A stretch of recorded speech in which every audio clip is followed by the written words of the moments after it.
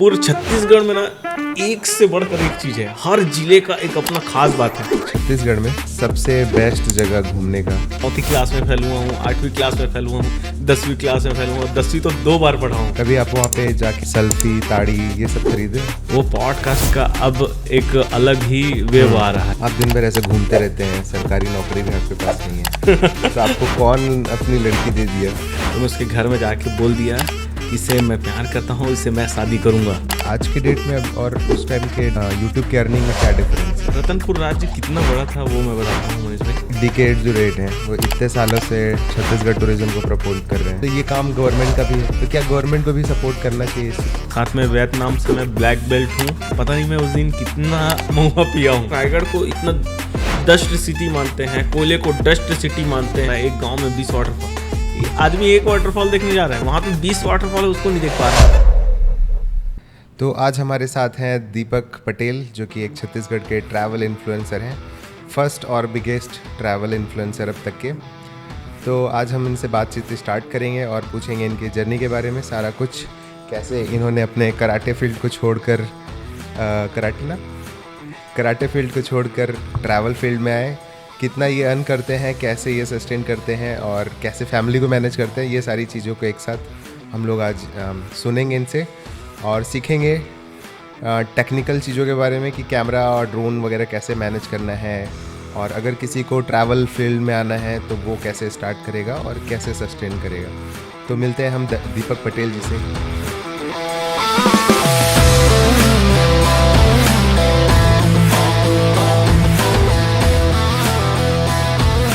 दीपक जी कैसे हैं आप? मैं अच्छा हूँ, आप कैसे हैं? सब बढ़िया जी। काफ़ी वेट करा दिया आपने हमको। हाँ भाई, थोड़ा सा टाइम तो लगा, मगर फाइनली मैं तो आ आज गया। आप कहाँ से आ रहे हैं?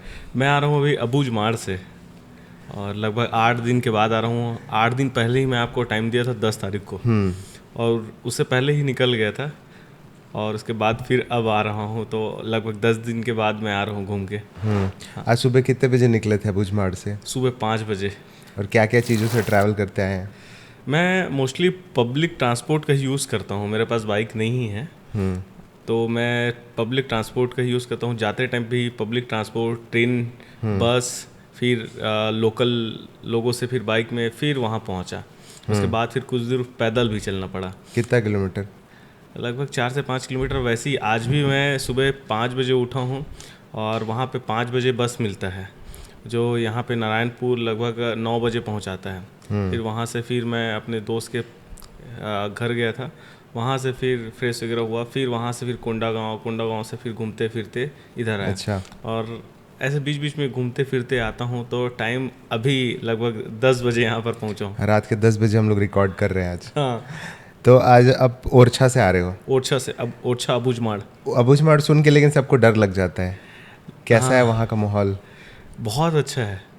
अभी साल में एक बार वहाँ पे ककसाड़ होता है, और मेरे को लगता है छत्तीसगढ़ में जो सबसे खूबसूरत पर्व कोई जगह है वो है ओरछा अबूझमाड़। मतलब मैं सोचता था, पहले तो मैं ये सोच रहा था, लोग बहुत डरा के रखे हैं वहाँ के बारे में कि मतलब वहाँ जाना मतलब भाई खतरे से खाली नहीं है, आप वहाँ तक नहीं पहुँच पाओगे।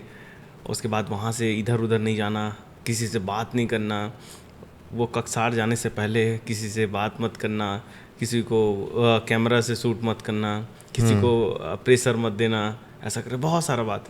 पर वहाँ जाकर देखा तो बिल्कुल अलग ही है। लोग इतने अच्छे हैं, मतलब इतने प्यार से बात करते हैं, उनका व्यवहार, और सबसे ख़ास चीज़ जो संस्कृति जो है हम बात करते हैं, छत्तीसगढ़ के जो कल्चर है इतना रीच है करके। मैं बहुत बार जिक्र भी किया हूँ कि हमारे छत्तीसगढ़ का जो कल्चर है बहुत ज़्यादा रीच है करके, तो वो चीज़ वहाँ देखने को मिलता है। वहाँ के लोग इतने खूबसूरत हैं। अबूझमाड़िया जो है आसपास के जगह पर रहते हैं, तो ओरछा से लगभग 30-40 किलोमीटर के रेडियस में पूरे लगभग 200 से अधिक गांव हैं।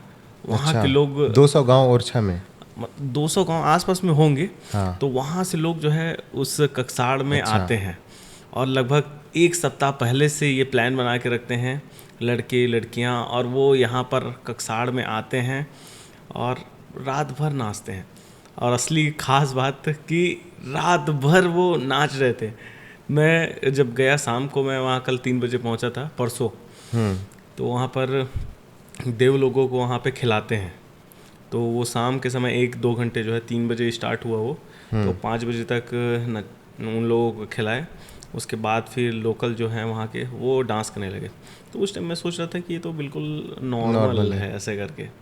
फिर बताया कि ये तो शुरुआत है, असली जो है, जो ककसाड़ है वो रात को होता है। आप रात में आइए, मैं आपको कुछ फोटोग्राफ शेयर करूँगा। तो उनका पूरा वेशभूषा इतना खूबसूरत है, मोर पंख के साथ, बगुला है उनके पंख के साथ, फुंदरा है उनके साथ, उनका पारंपरिक जो ज्वेलरी है के साथ, कोई भी चप्पल नहीं पहन रहा है, एक रिस्पेक्ट के नाते वहाँ पर। और पूरा मतलब किसी को भी, मतलब छोटे बच्चे से लेके बड़े तक, मतलब पूरे फैमिली में, जैसे अगर कोई 2 बच्चे हैं, उनकी वाइफ हैं, वो हैं, ठीक है, वो सारे के सारे ड्रेस में। और ऐसे नहीं जैसे लड़के हैं तो वो प्रॉपर धोती पहने हैं और बनियाइन और कलगी वगैरह लगा लिए हैं, फुंदरा लगा लिए हैं लड़के लोग। और उनके कई सारे, कोई लोग कोई सिंग लगा के रखा है, कुछ और ऐसा। और लड़कियां भी बिल्कुल साड़ी में, मतलब इतना सुंदर श्रृंगार करके आते हैं वो, मतलब क्या ही बोलूं, मैं पहली बार देखा। अच्छा। मतलब इतना साल से मैं घूम रहा हूँ, 10 साल हो गया छत्तीसगढ़ के कोने कोने में घूमते हुए। कौन कौन से जनजाति के लोग वहाँ आते वहाँ पे हैं? अबूझमाड़िया लोग आते हैं, 90% जो है अबूझमाड़िया रहते हैं। और आसपास के एरिया में जो है, जब बताया जैसे मैं कि लगभग 20 किलोमीटर के रेडियस में वहाँ पर लगभग 200 गाँव हैं। वहाँ से लोग पैदल 30-30 किलोमीटर, 40 किलोमीटर पैदल आते हैं इस ककसाड़ में, और इसका वेट साल भर तक करते हैं। और वहाँ के लोग क्या मतलब इधर का छत्तीसगढ़ी लैंग्वेज समझ जाते हैं? नहीं, वहाँ पे गोंडी बोलते हैं, और उन लोगों का, अबूझमाड़िया लोगों का भी थोड़ा सा गोंडी अलग रहता है। हाँ, मतलब नॉर्मल गोंडी से थोड़ा सा अलग रहता है। जैसे बोलते हैं ना, हर यहाँ पे 5 किलोमीटर 10 किलोमीटर में थोड़ा सा चेंजेस रहता है, तो वैसी ही टोन जो है ना, थोड़ा सा गोंडी का वो अलग है वहाँ पे। और अब सरगुजा तरफ गए हो? हाँ, सरगुजा तरफ। उधर का लैंग्वेज कैसा है? वहाँ पे भी थोड़ा सा एक लैंग्वेज बोलते हैं, सरगुजिया लैंग्वेज है, थोड़ा सा झारखंडी टोन भी आता है। और जसपुर में एक लैंग्वेज बोलते हैं, वो मुझे एग्जैक्टली भी याद नहीं आ रहा है, तो जसपुर में भी थोड़ा सा अलग है। और मैं अंबिकापुर में तो 10 साल रहा हूँ। अच्छा। तो थोड़ा सा वहाँ पे अच्छा है वहाँ पर भी, पर वहाँ के टोन में ऐसा लगता है कि थोड़ा सा बिहारी है, और थोड़ा सा लाउड है, मतलब थोड़ा बात एग्रेसिव करते भी हैं है। एग्रेसिव है। पर ये चीज अपोजिट है बस्तर में। बस्तर में लोग बात ही नहीं करते, मतलब इतना शाई रहते हैं, कुछ बोलते नहीं है, बहुत अच्छा लगता है। कभी आप वहाँ पे जाके ऐसे सेल्फी, ताड़ी ये सब खरीदे हो? मैं पीता नहीं हूँ, मैं नहीं पीता, पर मैंने सब ट्राई किया है। मतलब मैंने लांदा भी ट्राई किया है, मड़िया पेज भी पिया है। मड़िया पेज तो अभी इसी बार गया था तो पिया हूँ, इतने दिन में मड़िया पेज नहीं पिया था मैं। सेल्फी, लांदा, महुआ, तो ये सब चीज़ ट्राई किया हूँ। अगर कोई पहली बार जा रहा है हाँ, तो खरीदने का प्रोसीजर क्या है?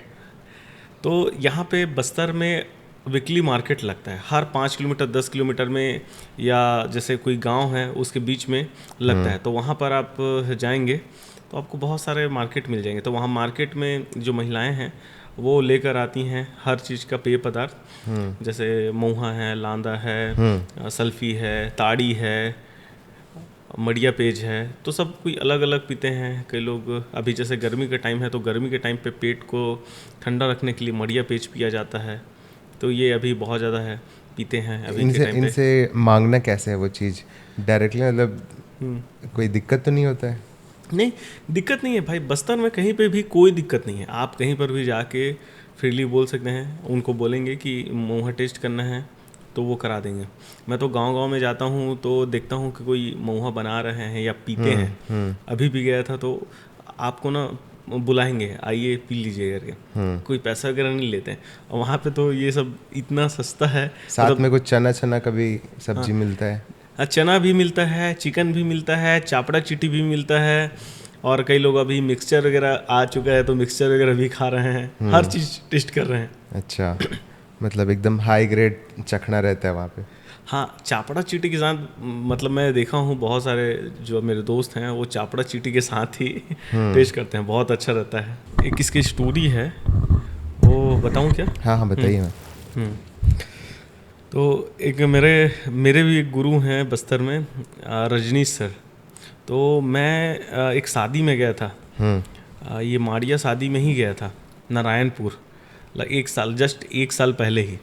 तो मैं पूछा कि भैया ये महुआ पीते हैं तो लोग इतना खुश कैसे रहते हैं, या बस्तर में मैं देखता हूँ कि हर कोई एकदम खुश दिख रहे हैं, सब खुश हैं, तो उसके पीछे का राज क्या है?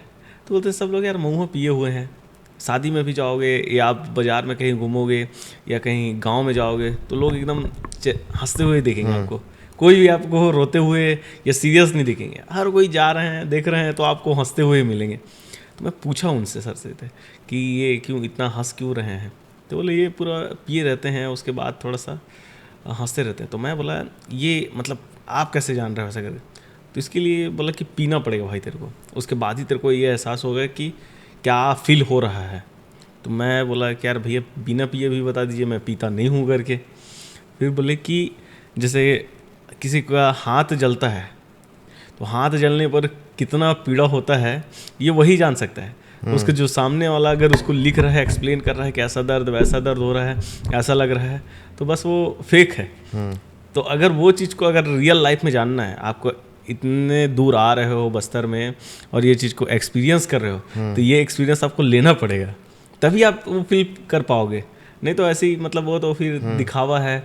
कोई पूछेगा आपसे, अभी जैसे आप मेरे को पूछे कि ये पेय पदार्थ कैसा है, या तो वो चीज़ जब तक आप टेस्ट नहीं करोगे तो पता कैसे चलेगा। तो मैं वहाँ पर शादी में गया हुआ था, तो शादी में मेरे को एक वहाँ पर जैसे रस्म टाइप का है, समझिए ऐसा कि जितने लोग वहाँ पर आते हैं शादी में, अगर 200 लोग आए हैं तो 200 लोग वहाँ पर ये महुआ लेकर आते हैं अपने घर से, और चिपड़ी भी लेकर आते हैं, दोना जो है वो लेकर आते हैं और वो पिलाते हैं। तो हर कोई जो है उसको धीरे धीरे मतलब जो जितने लोग आते हैं वो हर कोई आपसे पूछेंगे कि थोड़ा सा पी लीजिए, थोड़ा सा पी लीजिए, थोड़ा सा पी लीजिए। ऐसे करते करते पता नहीं मैं उस दिन कितना महुआ पिया हूँ, और लाइफ में पहली बार पिया था। उसके बाद एक टाइम तक ऐसा आया कि लगा यार बहुत ज़्यादा पी डाला हूँ, ठीक है। उसके बाद वहीं पे एक खटिया लगा हुआ था, वहाँ पे सो गया, फिर उठा भी हूँ, उसके बाद भी थोड़ा सा दिमाग जो है अनकॉन्शियस था। फिर समझ आया कि थोड़ा सा बॉडी जो है उसमें अनकॉन्शियस हो जाता है, और वो एहसास हुआ कि हाँ यार। उसके बाद कोई भी बात कर रहा है तो थोड़ा सा समझ आता है, थोड़ा सा नहीं समझ आता है, थोड़ा सा अनकॉन्शियस थोड़ा लेट हो जाता है। हाँ, तो थोड़ा सा वो फिर लोग जो है ना हंसते रहते हैं, या कई लोग वहाँ पे जो डेली रूटीन में है तो वो उनके लिए नॉर्मल है, मेरे लिए थोड़ा सा अलग था उस टाइम। अलग था जी। ठीक है, तो आप ये जो आपकी जर्नी है ट्रैवल फील्ड की, ठीक है, तो इसका आपने स्टार्ट कैसे किया? मतलब बचपन से सोचा हुआ था या फिर कॉलेज आते तक सोच लिया, या फिर ऐसी अचानक से चालू हुआ है? इसकी स्टोरी मैं शुरू से शेयर करता हूँ आपसे, कैसे मैंने ये स्टार्ट किया।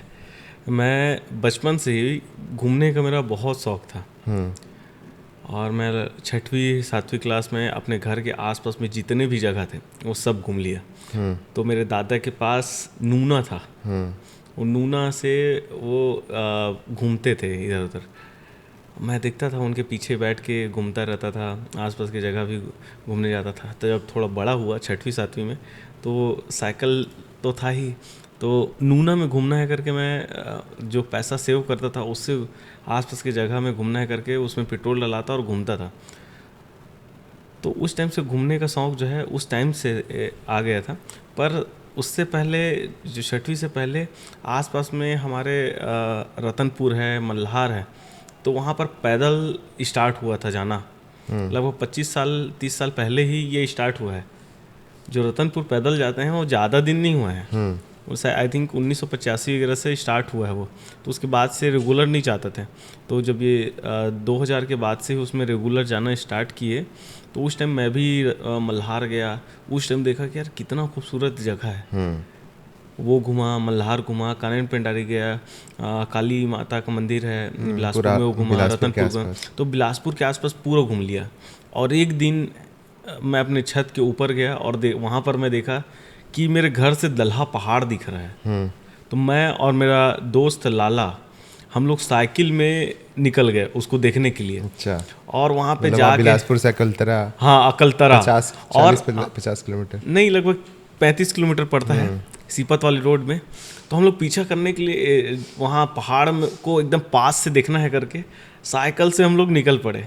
और वहाँ पे जा रहे हैं देख रहे हैं ये दूर जाते जा रहा है और शाम हो गया। फिर बोले कि यार ये तो दूर बहुत दूर है, नहीं जाते हैं करके फिर वहाँ से रिटर्न आया। उसके बाद से मैं कभी दल्हा पहाड़ गया ही नहीं था। अभी 2-3 साल पहले दल्हा पहाड़ गया। अच्छा। उसके पहले नहीं गया था। उसके बाद फिर देखा कि आसपास जगह तो पूरा घूम लिया हूँ। तो फिर मेरे एक दोस्त था अमित, वो मेरे को बताया कि यार आसपास में जैसे हम लोग जो हैं कराटे का क्लास होता है और वहाँ पे क्या है उन लोग घुमाने लेकर जाते हैं बाहर, नेशनल स्टेट लेवल। तो उस टाइम पे एहसास हुआ कि यार चलो इसमें ज्वाइन करने से आसपास को घूमने को मिलता है। तो मैं वो ज्वाइन किया। उसके बाद फिर उसमें इंटरेस्ट तो पहले से था घूमने का, पर घूमना मेरा प्राइमरी था, जो खेलना वो सेकेंडरी था उस टाइम भी। तो ये लालच में गया मैं। तो उसके बाद फिर स्टेट लेवल खेला, नेशनल लेवल खेला। तो जब नेशनल लेवल भी खेलने हम जाते थे तो आसपास की जगह घूमते थे, क्योंकि जो कराटे का मैच है 7 दिन 8 दिन, कई बार 10 दिन का होता था। तो एक दिन मैच हुआ, 2 दिन मैच हुआ, एक हमारा जो बाउट होता है वो बाउट ख़त्म हुआ, उसके बाद 5-6 दिन तक घूमते रहो, क्योंकि लास्ट डे में पूरे अवार्ड सेरेमनी या मेडल सेरेमनी होता था, देते थे। तो उसके लिए 5 दिन गैप रहता था, तो हम लोग आसपास की जगह घूम लेते थे। तो वैसे ही कर्नाटका, मुंबई, दिल्ली, मतलब पूरे भारत के अलग अलग राज्यों में हम लोग जब नेशनल खेलने जाते थे तो वैसे घूमते थे। तो इंटरेस्ट वहाँ से था कि आसपास में घूमना है करके। उसके बाद यहाँ पर भी आता था, तो नूना से अपने जो दादा का नूना था तो उसमें मैं आसपास की जगह को बहुत घूमा। वैसे घूमते थे तो क्या देखते थे, मतलब उस टाइम क्या मेमोरी है कि क्या क्या देखे? उस टाइम में वही मल्हार जो है, मल्हार का जो जैसे किसी जगह पे गए तो वहाँ क्या देखे? अभी तो चलो आप ओरछा गए, कल्चर वगैरह देखा, जगह देखा, उस टाइम क्या दिमाग था, क्या उस टाइम देखते थे? वहाँ पे भी जैसे जो हिस्टोरिकल जो प्लेसेस हैं जैसे मल्हार है, तो वहाँ पे बहुत प्राचीन प्राचीन मूर्तियाँ हैं। और जो डिवोटी हैं वो, मैं आस्था जो है वो देख रहा हूँ कि कितना उनके ऊपर समर्पित है। मतलब इतने सारे लोग जो है रतनपुर में हजारों की संख्या में लोग यहाँ पे जा रहे हैं, तो वो क्या आस्था है। तो मेरे में भी उस टाइम तो ऐसा बच्चा था तो चलो घूमने जाना है करके, पर उस टाइम भी ये था, ये रुचि थी कि मतलब उसका हिस्ट्री और ये सब इसके पीछे क्या कारण है करके। और लोग इतना दूर जा रहे हैं, मन्नत मांग रहे हैं, और उस टाइम तो यही बोलते थे कि भाई कोई मन्नत है तो चले जाओ, ऐसे करके वो पूरा हो जाएगा। और मैं पढ़ाई में बिल्कुल फेलियर था।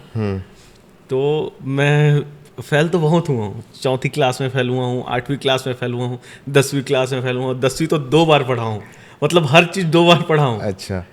बहुत फेल हुआ हूँ। उसके बाद 10, और ये सब घूमने के कारण से। ओके। उसके बाद 10वीं के बाद जब ये फेल हुआ, उस टाइम एक रियलाइज़ भी हुआ कि यार ये मैं क्या कर रहा हूँ, पढ़ाई जो है ये ध्यान नहीं दे रहा हूँ, तो आगे तो ऐसा हो नहीं पाएगा। फिर उस दिन बहुत ही सीरियस होके मैं पढ़ना चालू किया। उसके बाद से अभी तक ना किसी इसमें मतलब कोई भी कक्षा में फेल भी नहीं हुआ, कॉलेज में फेल नहीं हुआ, उल्टा टॉप करने लगा हूँ। अच्छा। अभी जैसे मैं लास्ट ईयर का जो एग्ज़ाम दिया हूँ टूरिज्म मैनेजमेंट का, सर्टिफिकेट कोर्स किया हूँ, उसमें 85% है। और जो मैं BPEd किया हूँ उसमें 82% है। उसके पहले मतलब जितना एग्ज़ाम दिया हूँ उसमें अच्छा नंबर आया। कॉलेज में स्कूल टाइम में भी जब 10वीं फेल हो गया, उसके बाद जो 12वीं है उसमें क्लास में मैं 3rd आया। अच्छा, ज़्यादा 10th आप 2 बार था। पढ़े हो? हाँ, और 12th में 3rd आ गए? हाँ, 12th में 3rd आ गया। उसके बाद से मतलब फेलियर कभी नहीं देखा। और अपने जो कैरियर में स्पोर्ट्स लाइन में भी मैं कभी फेलियर नहीं देखा। हमने काफ़ी एक्सपीरियंस गेन किया है। हाँ, स्पोर्ट्स में मैं एक्चुअली बहुत सारे जगह से मैंने डिग्री लिया, क्योंकि मेरे को उस टाइम पे स्पोर्ट्स में बहुत इंटरेस्ट था उस टाइम पे। तो मैं स्टेट लेवल, नेशनल लेवल तो हम लोग हर मंथ जाते थे। 10वीं में मैं इसीलिए फेल हुआ कि मैं स्कूल जाता ही नहीं था, मैं खेलने में ध्यान देता था। तो फेल ही फेल। उसके बाद फिर एहसास हुआ, तो फिर थोड़ा सा खेलना को थोड़ा सा कम किया। उसके बाद फिर पढ़ाई कर रहा था, पर उसके बाद भी जब नेशनल वगैरह आया, लगा कि यार ये पढ़ाई में उतना मतलब ध्यान नहीं देने से मतलब ये भी चल सकता है। तो फिर मैं स्पोर्ट्स में ही ध्यान देने लगा। फिर नेशनल वगैरह आने लगा तो घर वाले भी बोले कि यार खेल रहा है, मेडल्स वगैरह आ रहा है। और उस टाइम पे क्या पेपर क्या में चीज़ पे आप मेडल लेके आए? मैं कराटे में नेशनल लेवल पे मेडल लेके आया हूँ, गोल्ड मेडल। बहुत सारे गोल्ड मेडल है मेरे पास। हो सके तो उसका फ़ोटोज़ मैं ज़रूर शेयर करूँगा। म्यू थाई खेलना स्टार्ट किया था, किक बॉक्सिंग स्टार्ट किया था, क्योंकि हर बार जैसे मैच जो है ना, वो हमारे जो बिलासपुर एरिया में साल में 2 या 3 मैचेस होते थे। तो हम लोग बिजी रहने के लिए करते थे कि किक अलग-अलग बॉक्सिंग, गेम्स में। कराटे, म्यू थाई, बॉक्सिंग जो कॉलेज का है उसको भी अटेंड करते थे। तो हम लोग साल भर थोड़ा कुछ ना कुछ गेम खेलते थे। तो सारे में मैंने मेडल्स लाए, और म्यू थाई में खासकर उसमें बहुत ज़्यादा मेडल्स आया मेरा। और उसमें मैं आपको एक चीज़ और बताना चाहता हूँ कि वहाँ से थाईलैंड से मैंने इसका मास्टर डिग्री भी किया है इसमें। थाईलैंड जाके? हाँ, थाईलैंड जाके। थाईलैंड में हम लोग एशियन जो यूथ लोगों का वहाँ पे इंटरनेशनल गेम हो रहा था, तो उसको हम रिप्रेजेंट किए थे। तो उसमें एज अ कोच गया था और मैं वहाँ पे मास्टर ट्रेनिंग किया था। साथ में वियतनाम से मैं ब्लैक बेल्ट हूँ, और 2010 में मैं एशियन गेम में ब्राउन्स मेडलिस्ट हूँ। और नेशनल तो इतने सारे खेला हूँ, मेरे को खुद ही याद नहीं है। अच्छा। एक और इंसिडेंस इसी में बताता हूँ मैं, कि मैं गया था मेरे कॉलेज में, BPED के कॉलेज में पेंड्रा। तो वहाँ पर मेरे सर्टिफिकेट लगभग 2-3 फाइल थे। तो जब मैं लेकर गया मैडम के पास, तो ये बोली किसका किसका फाइल लेके आए हो, अपना बस फाइल लेकर आना है। बोले सब सर्टिफिकेट मेरा ही है। अच्छा।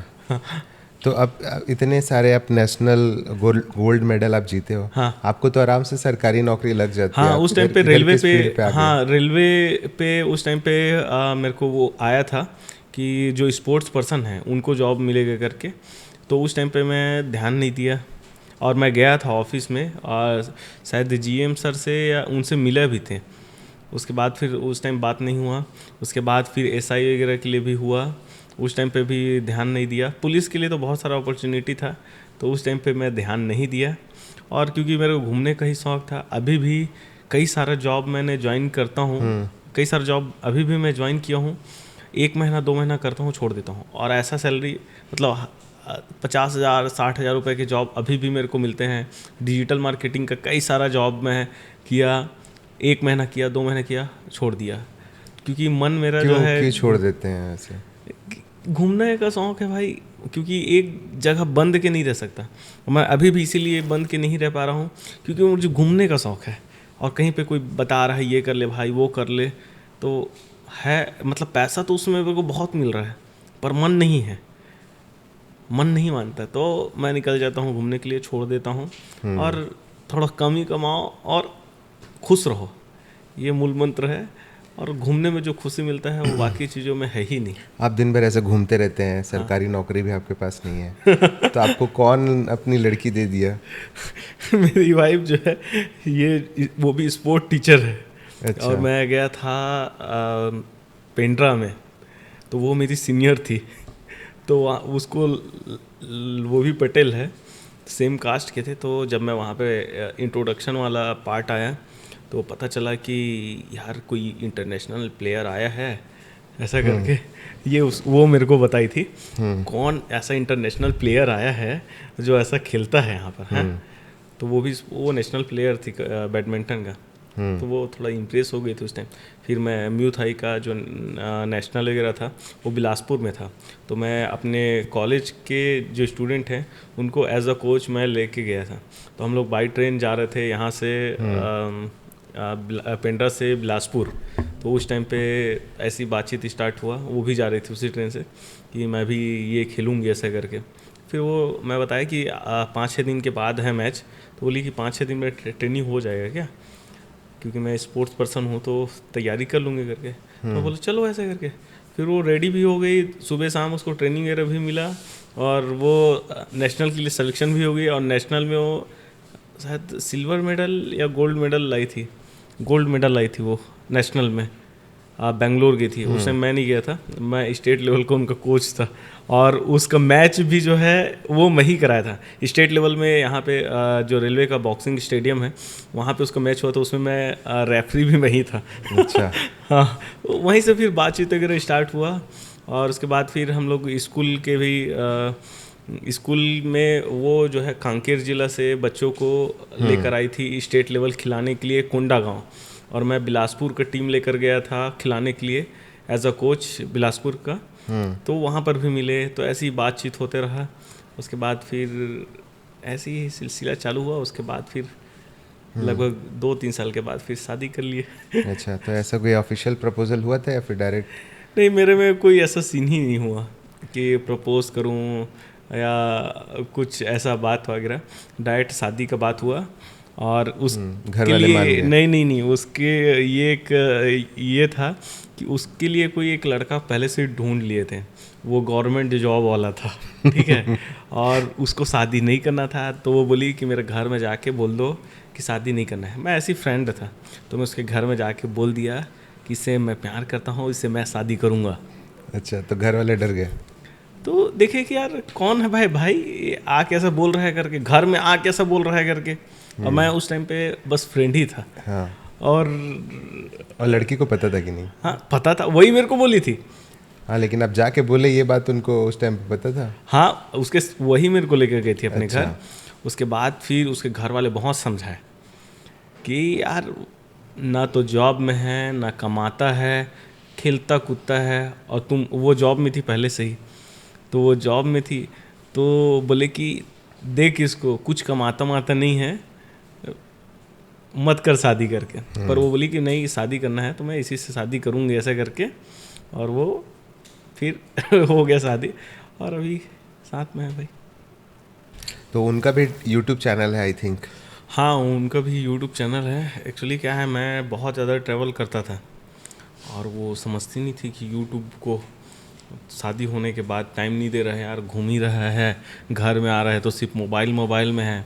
तो मैं सोचा कि ऐसा कोई ट्रिक तो निकाला जाए जिससे ये प्रॉब्लम सॉल्व हो ऐसा करके। और मैंने फिर उसको यूट्यूब सिखा दिया। मैं बोला यूट्यूब में वीडियो बनाओ और मतलब समझ आएगा ऐसे करके। फिर वो भी एक दिन ऐसे ही हम लोग बाहर गए हुए थे और मैं उसको चैलेंज दे दिया, यार ये अपना मुंह ऐसी वगैरह बनाती रहती है और क्या करी करके। तो वो मेरे को चैलेंज की कि मैं तुमसे भी बड़ा यूट्यूबर बन के दिखाऊंगी। और ऐसे ही मजाक में चालू हुआ और रियल में वो 1-2 साल में लगभग 80,000 सब्सक्राइबर कर ली। अभी 80,000 सब्सक्राइबर है उनका।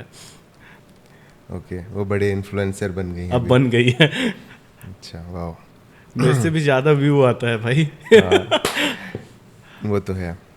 ठीक है, तो अब ट्रैवल स्टार्ट कर दिए, तो अब इसमें यूट्यूब, और पहले तो शायद यूट्यूब का ही ज़्यादा महत्व था। हाँ, बाद में इंस्टाग्राम थोड़ा सा आया है, तो आपने यूट्यूब से स्टार्ट किया फिर? हाँ, मैं यूट्यूब से स्टार्ट बेसिक आपने मतलब क्या सोचा था स्टार्ट में कि घूमने तो जाते हैं, फिर उसके बाद क्या सोचा था कि यूट्यूब वगैरह को लेके? इसके पीछे भी एक स्टोरी है। मैं ना छत्तीसगढ़ नहीं घूमता था, छत्तीसगढ़ में घूमता ही नहीं था। और वहाँ मैं गया था थाईलैंड घूमने के लिए। खेलने के बाद मैं एक बार घूमने भी गया था वहाँ पर। तो जब मैं घूमने के लिए जब गया तो वहाँ पे मेरा एक दोस्त था राहुल। वो बोले यार आप इतना घूमते हो, छत्तीसगढ़ आप घूमे हो कि नहीं? वहाँ एक हम लोग वाटरफॉल गए थे। तो बोले कि यहाँ से बहुत खूबसूरत वाटरफॉल अब ना आ रहे छत्तीसगढ़ में है। तो मैं जैसे ही वहाँ से रिटर्न हुआ तो मैं देखा कि यार चित्रकूट गया सीधा बस्तर, और वहाँ देखा चित्रकूट इतना बड़ा है। बारिश के टाइम पे गया, इतना वाइड, इतना खूबसूरत, लोग जान क्यों नहीं रहे हैं। उस टाइम पे जियो ना फ्री आया था 2015-16 में। तो उस टाइम पे नेट चलता था, तो मेरा मोबाइल शायद 4G था, तो उसमें फ्री जो है ना इंटरनेट मिलता था। तो मैं वहाँ पे उसमें यूट्यूब में सर्च करके देखा तो केवल नक्सलियों का न्यूज़ है, कुछ है ही नहीं उसमें। तो मैं बोला कि क्यों ना ये जो प्लेटफॉर्म है इस पे काम किया जाए। और उस टाइम पे बहुत सारे दोस्त लोग भी बता रहे थे कि यार यूट्यूब में काम करो, बहुत स्कोप है आगे। मेरा अंबिकापुर का एक दोस्त था, वो सजेस्ट किया। फिर मैं बोला कि क्यों ना इसमें काम किया जाए। तो फिर मैंने स्टार्ट ही जो है मैन पार्ट के जो वाटरफॉल है वहाँ से स्टार्ट किया। चित्रकूट वाटरफॉल है, फिर जितने भी हिस्टोरिकल टेम्पल है, आर्कियोलॉजी साइट है, ऐसा स्टार्ट किया। और यूट्यूब में ही उस टाइम पे फिर कोई मोनेटाइजेशन क्राइटेरिया कुछ नहीं था और कुछ नहीं था। तो उस टाइम पे मैंने उसमें जब वीडियोस डालना स्टार्ट किया तो एक महीने में ही मेरे को 8,500 रुपये आया। अच्छा। हाँ, लगभग $150 लगभग मेरा उस टाइम पे बना था। तो वो $150 जब आया, $125 आई थिंक बना था, ऐसी कुछ बना था। तो जब पहला आया तो वो मोटिवेशन था कि यार इससे पैसा भी अर्न किया जा सकता है करके। तो फिर मैं उस टाइम पे मिक्स कंटेंट डालता था, फिर धीरे से फिर पूरा कम्प्लीटली ट्रैवल पे फोकस किया। तो ये मतलब उस टाइम पे स्कोप ज़्यादा था यूट्यूब का, सर्चेस ज़्यादा थे उस टाइम पे। हाँ, और लोग देखते थे मतलब 2020 इंस्टाग्राम उस टाइम केवल फोटोज वगैरह के लिए था। 2020 तक यूट्यूब को बहुत क्रेज था। उस टाइम पे जो लॉन्ग वीडियो है, ट्रैवल वीडियोस है, बहुत चलते थे। जैसे इंस्टाग्राम आया है अभी 2018 वगैरह से, तो उस टाइम पे थोड़ा सा पॉपुलैरिटी इंस्टाग्राम का बढ़ा है, तो जो यूथ है उसमें पूरा चले गए हैं। अभी की डेट में तो ऐसा है कि मोस्ट ऑफ द पीपल्स हैं वो इंस्टाग्राम में ही चले गए हैं। ठीक है, तो अभी जैसे आप उस टाइम यूट्यूब वगैरह करते थे, तो आज के डेट में अभी और उस टाइम के यूट्यूब के अर्निंग में क्या डिफरेंस है? बहुत डिफरेंट है। डिफरेंस तो बहुत है इसमें कि पहले जो है बहुत अच्छा व्यू, मतलब 1-2 हज़ार व्यू पर भी आपको $1 $2 मिल जाता था। अभी के डेट में वो 15,000 20,000 व्यू पे, 10,000 व्यू पे $1 बन रहा है। तो वीडियो के कैटेगरी पे डिपेंड करता है। और हम लोग के जो ट्रैवल ब्लॉग्स है उसमें थोड़ा सा बहुत कम अर्निंग होता है। जो टेक्निकल है वो चैनल पे बहुत ज़्यादा अर्निंग मिलता है। फूड ब्लॉगर है, उनके ऊपर, रिव्यूज़ वाले के ऊपर या फाइनेंस के ऊपर अभी बहुत अच्छा अर्निंग मिलता है। ट्रैवल वाले पे कम मिलता है। तो अभी पहले जो है मतलब ठीक था, अभी थोड़ा सा कम कर दिया है। और अभी जब से इंस्टाग्राम आया है, यूट्यूब में शॉर्ट्स आया है, तो लोग अब जो लॉन्ग वीडियो देखना बंद कर दिए हैं। पर अभी जो हम पॉडकास्ट कर रहे हैं वो पॉडकास्ट का अब एक अलग ही वेव आ रहा है। अब लोग देख रहे हैं। हाँ, मैं एक चीज़ सुना था कि जो अमेरिका में लगभग 2-3 साल पहले से पॉडकास्ट स्टार्ट हुआ है। जो ट्रेंड अमेरिका में 2 साल पहले आता है, या अमेरिका में आता है, अमेरिका में जो ट्रेंड आता है वो 2-3 साल के बाद वो इंडिया में आता है। वैसे ही 2 साल पहले जो है अमेरिका में पॉडकास्ट स्टार्ट हुआ था, आज यहाँ पर उसका वेव है। और अभी मेरे को लग रहा है कि जिस तरह से अभी जो यूथ है वो शॉर्ट्स वीडियो या जो रील देख देख कर अभी अपना टाइम कंज्यूम कर रहे हैं, वो धीरे धीरे स्विच कर रहे हैं कि नॉलेज थोड़ा सा वैल्यूएबल कंटेंट मिले, किसी का जर्नी से इंस्पायर हो। तो 1 मिनट की वीडियो में आप नहीं मिल रहा है। और उनको भी पता है कि ये एक स्क्रॉल करते करते 1 घंटे कब हो जा रहा है पता नहीं चल रहा है। और क्या दिमाग एक ही टाइम पे अलग अलग चीज़ें देखते हैं। हाँ, उस टाइम एक्सीडेंट भी देख रहा है, कार के भी देख रहा है, रोमांस भी देख रहा है, मतलब सारी चीज़ें। तो आपका फोकस मतलब उस टाइम स्टेबल नहीं रहता है, बढ़ते रहता है। राइट। और आप यूट्यूब वगैरह देख रहे हो तो क्या है, एक चीज़ पे एक टाइम पे आप एक ही चीज़ देख रहे हो। हाँ, तो थोड़ा सा मतलब फोकस ठीक रहता है। राइट। और अभी के डेट भी यूट्यूब भी सर्च इंजन जैसा बन गया, आई थिंक। लोग सर्च करते हैं, अगर चित्रकूट जाना है, चित्रकूट सर्च किया, वो वीडियो देख के ख़त्म कर दिया। हाँ, ऐसे ही कर रहे हैं यूट्यूब में। जैसे अभी के टाइम पे किसी को अब अपना जो टाइम का जो है कंज्यूम करने का टाइम है या स्क्रीन टाइम जो है वो 30 सेकेंड 1 मिनट का बना लिए हैं। तो अब वीडियो को देख रहे हैं, तो मतलब कोई भी वीडियो देख रहे हैं तो पहले लॉन्ग वीडियो बहुत चलता था। तो उसमें क्या है कि एक एक चीज़ देखते थे कि सीढ़ी कहाँ से जा रहा है, वाटरफॉल का व्यू कहाँ से अच्छा है, ड्रोन व्यू कैसा है। आजकल जो है 1 मिनट में ही उसको कर दिए, तो लोग शॉर्ट्स वीडियो पे ज़्यादा फोकस कर रहे हैं लॉन्ग वीडियो के बजाय।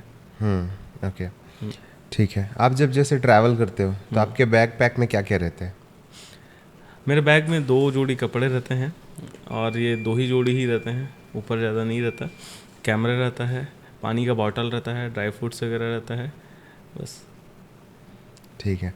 पहले गोप्रो, ड्रोन, हाँ, ये सारी चीज़ें। हाँ, मेरे पास अभी जैसे एक्शन कैमरा रखता हूँ, क्योंकि कई बार मुझे पहाड़ चढ़ना है तो उस टाइम पे कैमरा जो है वो बहुत सेकी वीडियो बनता है। तो उसके लिए मैं गोप्रो रखा हूँ। व्यू जो अपर शॉट लेना है तो उसके लिए ड्रोन रखा हूँ, DJI Mavic Air 2। और गोप्रो पहले रखा था, अभी मैं DJI का एक्शन 4 रखा हूँ। कैमरा रखा हूँ 7C रखा हूँ प्राइम लेंस के साथ। और बस यही है। और मोबाइल है भाई, मोबाइल से ज़्यादा चीज़ तो आजकल मोबाइल में हो जाता है, तो मोबाइल यूज़ करता हूँ इसका OnePlus का 11। ठीक है, फिर आप जैसे आज घूमने गए, आज आप शाम को घूम के वापस आ गए, तो ये एडिट का क्या प्रोसीजर रहता है आपका? मैं ऑन द स्पॉट भी कर देता हूँ कई बार। किस में, लैपटॉप में, मोबाइल में? नहीं, अभी तक मैं मोबाइल में ही एडिट करता हूँ, लैपटॉप में भी स्विच नहीं किया हूँ। हाँ, एक्चुअली क्या है, ट्रैवल मैं बहुत ज़्यादा करते रहता हूँ, कंटिन्यूसली ट्रैवल ही ट्रैवल रहता है। अभी घर जाऊँगा 1-2 दिन के बाद, फिर मैं मैन पार्ट निकल जाऊँगा, तो उस टाइम पे मैं कैरी नहीं कर पा रहा हूँ और पूरा फोकस नहीं रहता है। तो मेरा मेन ये रहता है कि वीडियोस जो है कम्प्लीटली रॉ रहता है, एडिटेड बहुत कम करता हूँ, क्योंकि मैं दिखाना जो मतलब देख रहा हूँ मैं, उसमें मैं लिपा पोती नहीं करना चाहता और उसको कलर टोन नहीं बढ़ाना चाहता। जो मैं देख रहा हूँ या जो कैमरे का कैपेसिटी है, थोड़ा सा कलर वगैरह वो सबको करके वही दिखाता हूँ, ज़्यादा लिपा पोती नहीं करता। तो वो मोबाइल से हो जाता है, तो मोबाइल से ही एडिट कर लेता हूँ। ठीक है, एडिट कर लिया। अब ये आप कहाँ कहाँ पोस्ट करते हैं और कितने मैं फ्रीक्वेंसी में मतलब पोस्ट करते हैं? मैं ओनली यूट्यूब में ही करता हूँ, फेसबुक में नहीं करता। इंस्टाग्राम में अब इतने सारे लोग अब जुड़ने लगे हैं, तो अपने फ़ोटोज़ वगैरह है वो शेयर करता हूँ, पर मेन प्लेटफॉर्म है मेरा यूट्यूब ही है, और फेसबुक वगैरह वैसा यूज़ नहीं करता। अच्छा, ठीक है। अगर किसी नौसिखिया या फिर न्यू कमर को आप एडवाइस देना चाहोगे, हाँ, ट्रैवल फील्ड में, हाँ, तो आप क्या बोलना चाहोगे? अगर कोई अभी ट्रैवल पे अपना कैरियर बनाना चाहते हैं, तो बहुत अच्छा समय है।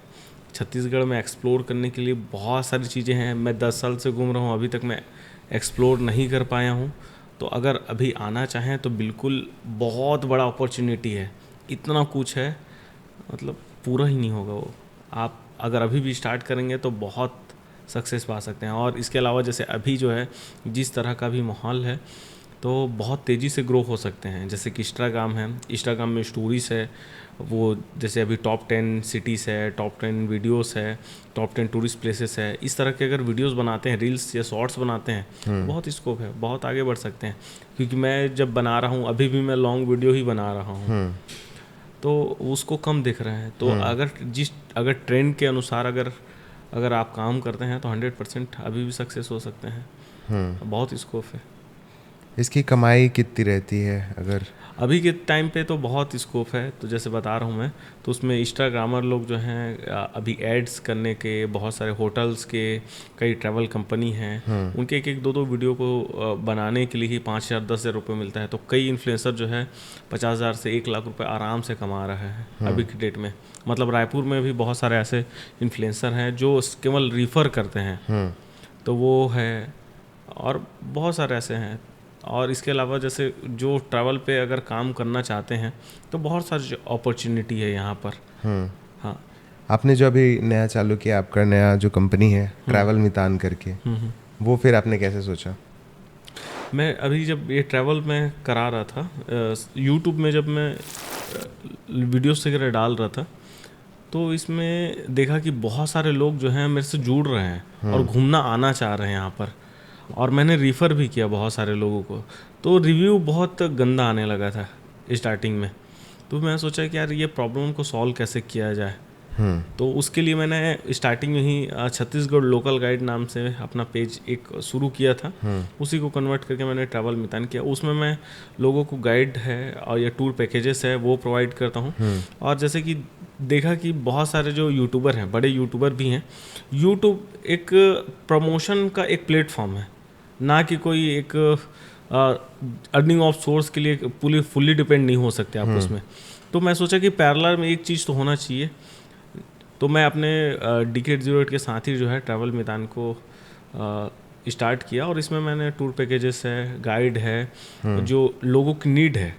मतलब लोग जब यहाँ पर आ रहे हैं तो वो सर्च नहीं कर पा रहे हैं, क्योंकि बहुत कम ही चीज़ें जो है डाला हुआ है। अभी भी जब ओरछा आप जाओगे ना, तो मैप करोगे तो मैप में कुछ नहीं दिखाता है आपको। ओरछा 24 किलोमीटर है, 64 किलोमीटर दिखा रहा है। रास्ता इतना ख़राब है, अंदर से बहुत अच्छे रोड है, उसके बाद भी जो है मतलब इतने भटकने के चांसेस हैं। मैं अभी जाते जाते मैं कम से कम 5-6 बार भटके हैं। 1 घंटे के रास्ते को हम लोग 4 घंटे में अभी सफ़र किए हैं। तो बहुत प्रॉब्लम्स है इसमें भी। ठीक है। अब जैसे डीकेड जो रेट हैं वो इतने सालों से छत्तीसगढ़ टूरिज्म को प्रमोट कर रहे हैं, ठीक, प्रमोट कर रहे हैं, तो मतलब ये काम गवर्नमेंट का भी है एक्चुअली। हाँ। हम उन्हीं का ही काम कर रहे हैं। हाँ। तो क्या गवर्नमेंट को भी सपोर्ट करना चाहिए इस चीज़ पे? हाँ, इतने साल से तो हम काम कर रहे हैं मगर गवर्नमेंट शायद हमको ध्यान नहीं दे रहे हैं। बताइए कि इतने साल से आप भी काम कर रहे हैं, अभी तक गवर्नमेंट को ये चीज़ का ध्यान देना चाहिए कि ये इन्फ्लुएंसर जो है टूरिज्म के फील्ड में काम कर रहे हैं, तो इनको कम से कम स्टे वगैरह है, फूड्स वगैरह है, ये चीज़ें प्रोवाइड करना चाहिए। सबको नहीं, जो अच्छे काम कर रहे हैं उनको। हम खुद भी जाते हैं तो हम खुद ही अपना एक्सपीरियंस बियर कर रहे हैं। यहाँ पर से चित्रकूट आप जाओगे, बस से जाओगे तो आपको 1000-2000 रुपये खर्चा होना ही है ट्रांसपोर्ट का। ट्रांसपोर्ट भी जो है यहाँ पे गवर्नमेंट का नहीं है, तो प्राइजेस जो है प्राइवेट कंपनी बहुत ज़्यादा हाई है। ट्रेन नहीं है, बसें ही हैं, तो प्राइजेस बहुत हाई है यहाँ पर। तो इसको गवर्नमेंट अगर इसको ध्यान दे कि जो इन्फ्लुएंसर अच्छे काम कर रहे हैं, अगर इस चीज़ पर अगर वो ध्यान दे कि जो अच्छा कंटेंट क्रिएटर हैं, तो और ज़्यादा ये प्रमोट हो सकता है। और बहुत सारे इन्फ्लुएंसर हैं, उनको ध्यान देना चाहिए, और ये ध्यान देंगे तो डेफिनेटली छत्तीसगढ़ टूरिज्म बूम करेगा। अक्सर हम लोग देखते हैं जैसे कि पहले डिस्कवर इंडिया मैगजीन था, हाँ, उसमें जो राइटर हैं बाहर से आके छत्तीसगढ़ के बारे में लिख के जा रहे हैं। जैसे बाकी बहुत सारे ऐसे चैनल्स हैं, टीवी चैनल्स हैं, उस पर बाहर से लोग आकर छत्तीसगढ़ के बारे में वीडियोस बना के जा रहे हैं। ठीक है, बहुत सारे ऐसे ब्लॉगर लोग हैं जिनको सम्मानित और आमंत्रित किया जाता है छत्तीसगढ़ टूरिज्म द्वारा। ठीक है, जैसे कि बहुत सारे ऐसे इवेंट होते हैं, राम वन गमन हो गया, इसमें बाहर के लोगों को बहुत बुलाया जाता है, लेकिन छत्तीसगढ़ के लोगों को कहीं इसमें नहीं बुलाया जाता है। केवल तब बुलाया जाता है जब किसी योजना का प्रचार करना हो या फिर किसी पॉलिटिकल पार्टी, मतलब ऐसे जो भी रीजंस हो, तो इन सब चीज़ों में केवल बुलाया जाता है। तो आप इसके बारे में क्या बोलोगे? बहुत दुखद है ये, जब हम लोग देखते हैं कि कोई बाहर की कंपनी यहाँ पर आता है और टूरिज्म का कोई टेंडर लेता है। वही टेंडर को देखते हैं कि उन लोग यहाँ पर जब आते हैं तो यहाँ पर कौन अच्छा काम कर रहा है, उसको अपना वो टेंडर को ट्रांसफ़र कर देते हैं। वो टेंडर लेता है बड़े हाई प्राइस में, मतलब ये रियलिटी। हाँ, वो मेरे साथ भी हुआ है, 3-4 प्रोजेक्ट में तो वो बड़ा जो पैकेज वो लिए हैं, और छोटा जो है जो यहाँ पे जो काम कर रहे हैं उनको दे देते हैं, पर डे के हिसाब से दे देते हैं, और वो चुपचाप बैठ के देख रहे हैं। ठीक है, तो यहाँ पे उनको भी आप डायरेक्ट दे सकते हो, मतलब कई सारे क्राइटेरिया हैं, मानता हूँ, पर वो चीज़ें यहाँ पर भी है। बट यहाँ के लोगों को पुश किया जाए तो वो क्यों नहीं करेंगे? तो यहाँ पर लोगों को अपॉर्चुनिटी दिया ही नहीं जा रहा है। दिल्ली के कई सारे कंपनी हैं, उन्हीं को यहाँ पर दिया जा रहा है, या कोई बाहर की कंपनी है उन्हीं को दिया जा रहा है। तो वो आके यहाँ पर क्या करते हैं, हम ही को देते हैं, हमारे से ही कंटेंट बनवाते हैं, और वो डिलीवर होता है। कई सारे प्रोजेक्ट ऐसे हैं कि जिसमें हमारे ही वीडियोस है, वो गया है, और वो कभी मांगा गया है और कभी चोरी भी हुआ है, तो वो चीज़ शोकेस हो रहा है। तो वो चीज़ों को अगर ध्यान दिया जाए वो चीज़ों को अगर ध्यान दिया जाए तो आप एक और अच्छा अपॉर्चुनिटी यहाँ के लोगों को मिल सकता है, जो चीज़ होता नहीं है यहाँ पर। तो ये चीज़ हो तो और अच्छा है। ठीक है। अब इसके बाद फिर आपके क्या फ्यूचर प्लान्स हैं, मतलब अभी अगले 5-10 सालों में? अभी 5-10 सालों में मैं तो ट्रैवल वाला ही काम करने वाला हूँ, और यूट्यूब को तो नहीं छोड़ने वाला, क्योंकि ये एक प्लेटफॉर्म ऐसा प्रमोशन के तौर पे मैं इसको यूज़ करता हूँ। तो मैं जो मेन कंपनी है ट्रैवल मितान, उस पे ही मैं अभी 10 साल अभी देने वाला हूँ, तो और ट्रैवल से रिलेटेड ही फील्ड में काम करने वाला हूँ इसमें। तो इसमें मैं अभी जो प्लानिंग है मेरा, कि यहाँ पे टूरिज्म जिस तरह से है अभी, बूम करना चाहिए था। इतने सारे प्लेसेस है, हर कुछ है, मतलब वाटरफॉल है, हिस्टोरिकल प्लेस है, इतने सारे एशियन टेम्पल है, राम वन गमन है, शक्तिपीठ है, सेंचुरी है, नेशनल पार्क है, ट्राइबल है, कल्चर है, इतने खूबसूरत डांस है ना भाई, क्या बताऊँ। तो अपॉर्चुनिटी बहुत सारा है, और इतने सारी चीज़ें हैं कि उसको सेल करने में, कहीं आप जाएंगे बाहर अदर स्टेट में, तो 1-2 प्रोडक्ट को ही वो पूरा साल भर बेचते रहते हैं। यहाँ पे इतने सारे प्रोडक्ट हैं, हम बेच नहीं पा रहे हैं। बस्तर का जो मड़ाई है ना, उसमें कम से कम वहाँ पे मेरे को लगता है 500-600 मड़ाई होता होगा साल भर में। हर गांव में एक मड़ाई होता है, हर गांव में मड़ाई अलग है, मेला अलग है, ककसाड़ अलग है, यात्रा अलग है, ठीक है, वार्षिक वाला जो पूजा है वो अलग है, उसके बाद छोटे छोटे त्यौहार हैं वो अलग है। ऐसे गिनोगे ना आप तो ख़त्म नहीं होगा। अगर कोई बस्तर में अगर 10 साल भी रहा है, 20 साल भी रहे ना, तो वो कभी घूम नहीं पाएगा। इतना सारा मेला, इतना सारा ककसाड़, कई साल में मेले जो है 12 साल में एक बार होता है, कई साल मेले 7 साल में एक बार होता है, कई साल मेले 2 साल में एक बार होता है, 3 साल में एक बार होता है। मैं खुद ही हैरान हो जाता हूँ। सुकमा का मेला भी 12 साल में एक बार हुआ, कई सारे ऐसे मेले हैं। तो इतने सारे चीज़ें हैं कि वो ख़त्म होने वाले नहीं है। और वो चीज़ों को दिखाने के लिए जो है कोई पर्सन नहीं है। लोग जैसे आप चित्रकूट जाते हैं, वहाँ पे 2 फोटो खिंचाए और फोटो खिंचा के आ जाते हैं, ठीक है, मेन पार्ट गए, मेन पार्ट में बस घूमे और आ गए, पर उसके पीछे का क्या स्टोरी है वो नहीं हुआ। हाँ, उसके पीछे का क्या स्टोरी है, उसका एक्सपीरियंस है, किस कारण से है, वो नहीं जान पाते हैं। ये जो झरने पे नदी आ रहे हैं, वो कौन सा नदी है वो नहीं जान पाते हैं। लोग ठहरते नहीं हैं, सिर्फ फ़ोटो खिंचाते हैं, इंस्टाग्राम में डालते हैं और आ जाते हैं। पर आप बाहर जाओगे, चाहे आप कोणार्क टेम्पल जाइए या ताजमहल जाइए, हम्पी जाइए, तो वहाँ पे प्रॉपर गाइड रहता है जो वहाँ के बारे में बताता है। वैसे ही यहाँ पर कोई वैसा नहीं है। छत्तीसगढ़ टूरिज्म का गाइड नहीं है अभी तक। एथोराइज गाइड बहुत सारे लोग हैं जिनको रजिस्टर करके रखे हैं, पर आप आज की डेट में, मैं आप लोगों को भी बोलना चाहता हूँ कि आज की डेट में आप कॉल करके देखिए, 20-25 लोग रजिस्टर गाइड आपको मिल जाएंगे। छत्तीसगढ़ टूरिस्ट गाइड लिखेंगे तो गूगल में, तो उसके बहुत सारे नंबर मिल जाएंगे, गाइड्स के नंबर मिल जाएंगे, पर कोई भी गाइड एक्टिव नहीं है। होंगे शायद 1-2 मेरे ख्याल से, एकदम अपवाद स्वरूप, ठीक है, क्योंकि मैं बिलासपुर के आसपास में मैं देखा कि एक बार गाइड को देखा जाए कॉल करके कि कोई मेरे को घुमाता है कि नहीं। पर जितने लोगों को कॉल किया, भैया मैं जॉब कर रहा हूँ, मैं नहीं करता हूँ, ऐसा करके वो छोड़ दिए। तो आज की डेट में प्रॉपर गाइड नहीं है, तो वो गाइड के जो नीड जो है यहाँ पे बहुत ज़्यादा है। तो मैं वो गाइड के लिए काम करने वाला हूँ। यहाँ जो टूर पैकेजेस है उसके ऊपर काम करने वाला हूँ। ये मेरा 5-6 साल का अभी पूरा प्लान है, और भी इसमें बहुत सारे प्लान हैं जो इसमें ही मैं काम करने वाला हूँ। और लास्ट ईयर जब मैं किया भी था तो बहुत अच्छा रिस्पॉन्स है इसमें। ट्रैवल मितान के थ्रू मैंने लगभग 2 से 3 हज़ार लोगों को घुमाया हूँ, और उन लोगों का फीडबैक भी बहुत अच्छा है। उनके लिए मैंने अपने खुद का एक ट्रैवल मितान के नाम से एक यूट्यूब चैनल भी बनाया है, उसमें बहुत सारे फीडबैक हैं या गूगल रिव्यूज़ हैं, तो लोगों को पसंद आ रहा है वो। तो मेरा फ्यूचर प्लान ये है कि यहाँ पे तो कोई उतना काम भी नहीं कर रहा है टूरिज्म के ऊपर। बाहर में जाएंगे तो 50-50 कंपनी भी है, यहाँ पर कोई कंपनी नहीं, तो इस पर काम किया जा सकता है और मैं इसी पर काम करूँगा जी। सही बात है। जैसे हम लोग स्पीति गए थे, हाँ, तो वहाँ भर भर के ट्रैवलर चल रहे हैं, हाँ, टूरिस्ट गाइड हैं, हाँ, एक जगह पे प्रॉपर सबका नोटिस लिखा हुआ है, उसके बारे में लिखा हुआ है, सब कुछ है।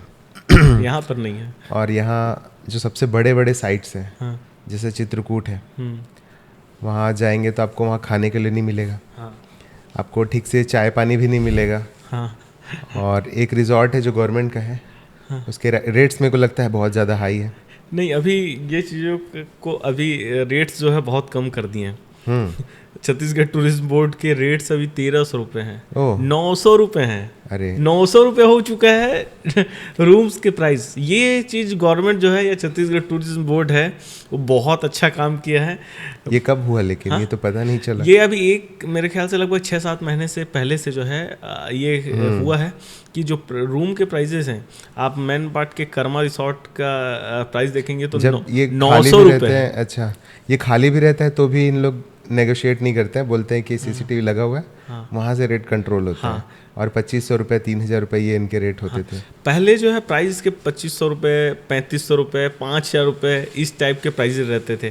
पर वो चीज़ अच्छा किए हैं कि अभी जैसे मेरे ख्याल से ऐसा लग रहा है कि अभी ऑफ सीजन है, समर है, इस कारण से प्राइजेस को थोड़ा सा कम पहले ऑफ सीजन में भी नहीं होता था। हाँ, ऑफ सीजन में पहले नहीं होता था। पहले ऑफर चलता था 50% ऑफ, 50% ऑफ में भी 2500 रुपये में। सही बात है ये। ठीक है, अगर छत्तीसगढ़ में हाँ, सबसे बेस्ट जगह घूमने का जो लोग नहीं गए हैं और जाना चाहिए, कौन सी है? पहला तो है बस्तर। बस्तर में बहुत सारी चीज़ें हैं। हम लोग केवल चित्रकूट वाटरफॉल, तीरथगढ़ वाटरफॉल और कुटुमसर गुफा, यही बस जो हमको दिखाया जाता हाँ है। बस यही सब हम लोग देखते हैं। पर इससे कहीं ज़्यादा जगह है। आप जैसे ही बस्तर जाएंगे तो बस्तर में आपको सबसे पहले पड़ता है केसकाल। वो केसकाल के एक ही गांव में 20 वाटरफॉल है। टाटामारी व्यू पॉइंट है। कांकेर में जाएंगे तो कितने सारे बैलेंसिंग रॉक है। आपको एक चीज़ और बताता हूँ, बैलेंसिंग रॉक को कोई जानता ही नहीं है, मैं भी नहीं आप गया खुद हूँ। भी नहीं जानते हैं। हमारे छत्तीसगढ़ के बाहर जबलपुर है। जबलपुर में एक बहुत बड़ा बैलेंसिंग रॉक है, सुने होंगे। वैसे ही कर्नाटका में बटर बॉल करके एक बहुत बड़ा पत्थर है, वो बैलेंसिंग रॉक है। आप कांकेर के चरामा से जैसे आगे निकलेंगे, इतने सारे पहाड़, हर पहाड़ में इतने सारे पत्थर लटके हुए हैं। एक पर्यटन स्थल बन सकता है। और वो ऐसा एक जगह नहीं, कम से कम 100 जगह पर है ऐसा।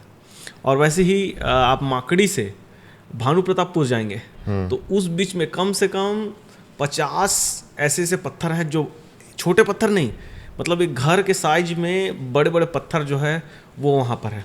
पर इसको पर्यटन की दृष्टि से नहीं देखते हैं। जबकि जबलपुर में जाएंगे तो एक पूरा एरिया को घेर के पूरा गार्डन बना दिया गया है केवल बैलेंसिंग रॉक को लेकर। वैसे ही आप बटर बॉल जाएंगे, कृष्णा बटर बॉल करके है वहाँ पे कर्नाटका में, वो बहुत ही ज़्यादा मतलब हॉट स्पॉट है वहाँ पे।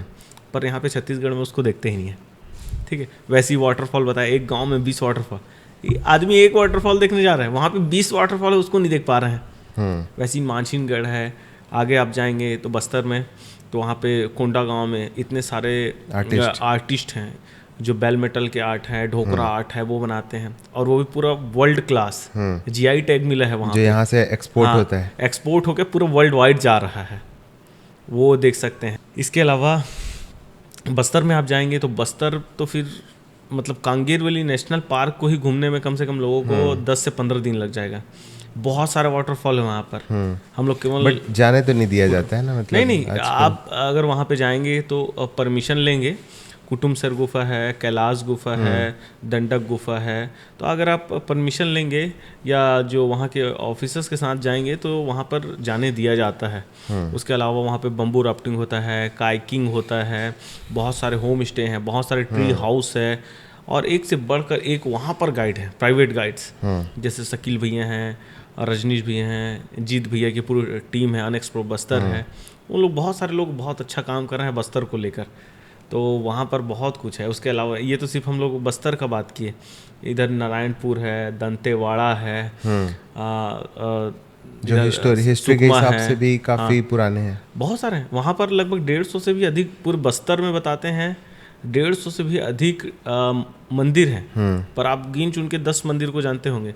एक वहाँ पे अपना विष्णु टेम्पल है, बारसूर का 5-6 टेम्पल है, दंतेवाड़ा का टेम्पल है, भैरमगढ़ का टेम्पल है, सुकमा का टेम्पल है। पर 150 से भी अधिक टेम्पल है। बारसूर में ही बताते हैं कि एक समय में 147 मंदिर और 147 तालाब थे। अभी भी कई सारे मंदिर ऐसे हैं जिसका पता ही नहीं है। कई मंदिर को तो मैं मैं जहाँ रहता हूँ पखानजूर में, तो वहाँ से एक परतापुर नाम का जगह है, 2018 में गया था। वो लगभग 1000 साल पुराना मंदिर है। उसके अवशेष पड़े हुए हैं, शिव मंदिर है, पर उसको कोई देख रख नहीं है। वैसे ही बस्तर में इतने सारे जगह है, इतने सारा चीज़ है काम करने के लिए, खोजने के लिए, रिसर्चर्स के लिए, ट्रैवलर्स के लिए, कभी ख़त्म ही नहीं होगा वो। मैं मतलब पूरे जीवन खपा देंगे ना तो भी वो ख़त्म नहीं होने वाला। इतना सारा चीज़ें हैं वहाँ पे, और हम लोग सिर्फ 1-2 चीज़ को देखकर आ जाते हैं। ऐसा है बहुत कुछ है वहाँ। गरियाबंद काफ़ी आई थिंक अंडररेटेड है।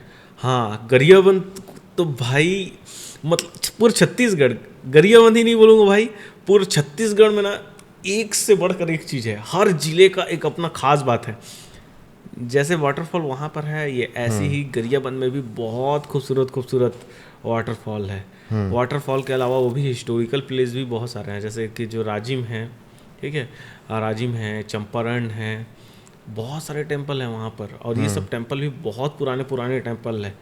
यहाँ उसको मिनी तीर्थ बोलते हैं, ठीक है। भूतेश्वर नाथ है, मतलब विश्व का सबसे बड़ा शिवलिंग यहाँ पर है।